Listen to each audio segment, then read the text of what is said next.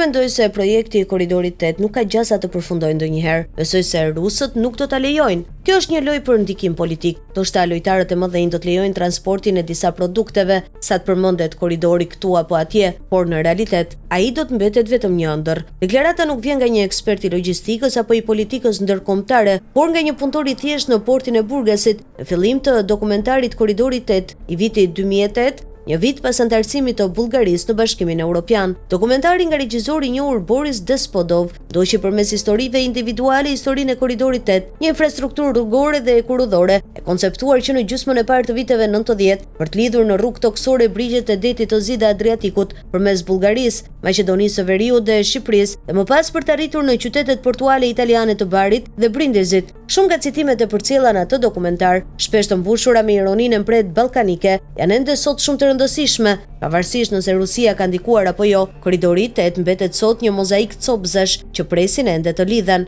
Edhe pse janë bërë disa hapa përpara në nivel kombëtar, siç është hapja së fundmi e linjës ekurudhore Kumanov-Belianovc në Maqedoninë e Veriut, panorama e përgjithshme e projektit mbetet kryesisht e paplot, veçanërisht në seksionet që kalojnë kufit e vendeve të përfshira. Vitet e fundit, secili shtet ka ndjekur strategjinë e vet dhe ka përdorur lloje të ndryshme financimi, për pasojë transportimi njerëzve dhe mallrave nga brigjet e Adriatikut në detin e zi, qoftë me rrugë toksore apo hekurudhore, mbetet i pamundur ose shumë i ndërlikuar. Koha e gjatë e udhëtimit dhe kufizimet infrastrukturore e bëjnë korridorin 8 një mundësi të papërshtatshme dhe pak të përdorur. Në nivel zyrtar, përfundimi i korridorit mbetet një përparësi për qeveritë e Sofjas, Shkupit dhe Tiranës, si një mjet për modernizim dhe si një bashkëpunim që mund të sjellë përfitime të dukshme për një rajon i cili ka mbetur prapa zhvillimit ekonomik evropian. Megjithatë, ngadalësia dhe pavendosmëria në zbatimin e tij rrezikojnë të dobësojnë potencialin e këtij projekti.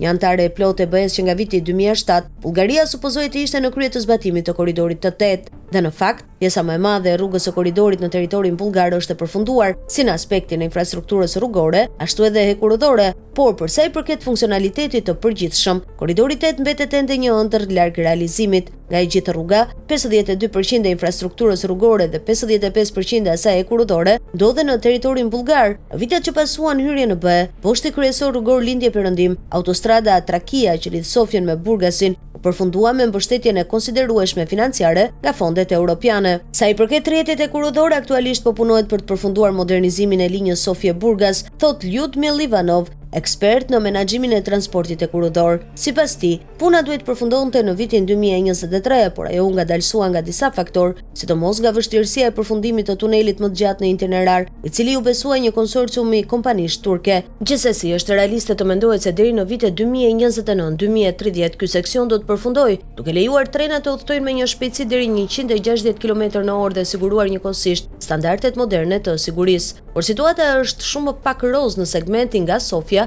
deri në kufirin me Maqedoninë e Veriut. Këto vështirësi teknike për shkak të terrenit të vështirë malor janë të ndërthurura në mënyrë të pasgjithshme me marrëdhëniet komplekse politike midis Sofjes dhe Shkupit. Sa i përket lidhjeve rrugore, në vitin 2022, Agjencia Bullgare e Infrastrukturës Rrugore nisi projektimin e një autostrade të re, e cila nga kufiri bullgaro-maqedonas duhet të arrijë në qytetin e Dupnicës, ku do të lidhet me autostradën ekzistuese Struma, e cila arrin deri në kufirin grek. Megjithatë, nuk ka ende një datë të mundshme për fillimin e punimeve. Situata është më ndërlikuar sa i përket lidhjeve hekurudhore. Linja hekurudhore nga kryeqyteti Sofia deri në qytetin Radomir është tashmë elektrifikuar, por ka nevojë për modernizim të madh për të arritur standardet moderne të transportit të pasagjerëve dhe mallrave. Seksioni nga Radomiri deri në kufirin Maqedonas, 72 km sipas një projekti të vitit 2011, duhet të mbulohet nga një rrugë e re, e cila përfshin ngërmimin e tuneleve dhe viadukteve masive. Në ato kohë, për shkak të vështirësive teknike, kostoja e punës vlerësohej në rreth 450 milionë euro, shifër që tani është e destinuar të rritet ndjeshëm.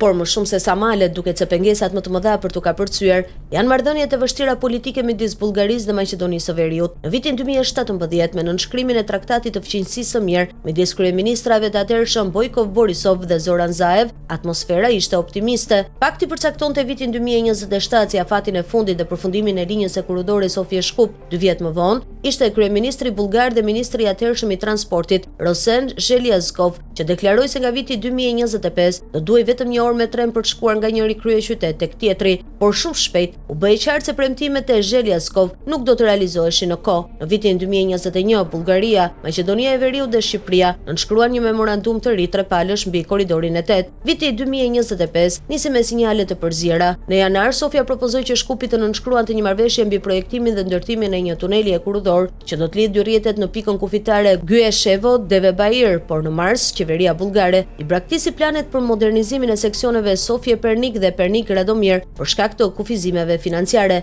Progresi i fundit i prekshëm përgjatë trajektorisë së korridorit u regjistruar në Maqedoninë e Veriut me përurimin e seksionit të modernizuar e kurridor prej 30 kilometrash Kumanov-Belianovc në rrugën që çon në kufirin me Bullgarinë nga kryeministri i Maqedonas Kristian Mickoski më 28 janar 2025. Ndërkohë, Shqipëria është aktualisht vendi ku puna në korridorin e 8 është vonuar më shumë. I gjithë zbatimi i projektit, sipas gazetarit shqiptar Gjor Rakipi, është një paralajmërim për shanse të humbura dhe mos funksionim sistematik të organeve shtetërore. Ndërpunimet e përfunduara mund të përmendim korridorin Sh2 nga Durrësi Tiranë dhe autostradën A3 midis Tiranës dhe Elbasanit, të përfunduar në vitin 2013. Rruga nga Elbasani në kufirin me Maqedoninë e Veriut vetë deblokuar nga vonesat dhe punimet e pjesshme, ndërsa një infrastrukturë kyçe, unaza e jashtme e Tiranës, është ende larg përfundimit. Sistemi e kurridor shqiptar, thekson Rakipi, është në një gjendje edhe më të keqe, një relike e vjetruar e shekullit të 20 me përdorim minimal tregtar dhe pa lidhje funksionale ndërkufitare.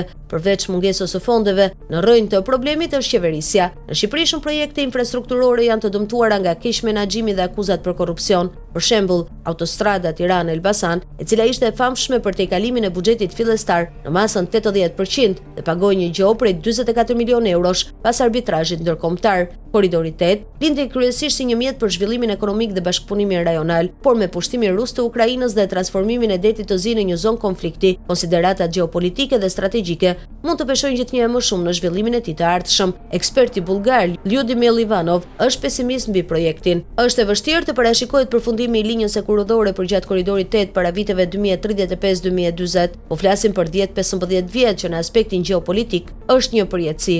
Administratës së re amerikane të Donald Trump u deshën vetëm disa javë për të vënë në pikë pyetje shumë qëndrime dhe aleanca që deri dje merreshin si të mirëqëna.